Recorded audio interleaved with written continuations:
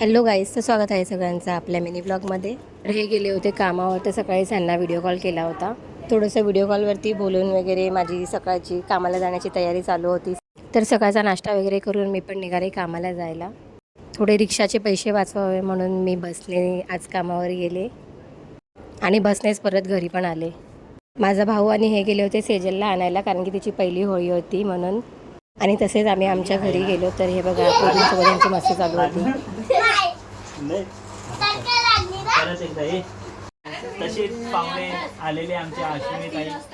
तर लग्नानंतरची आशूची सुद्धा पहिलीच होळी होती, तर ती सुद्धा माहेरी आली होती.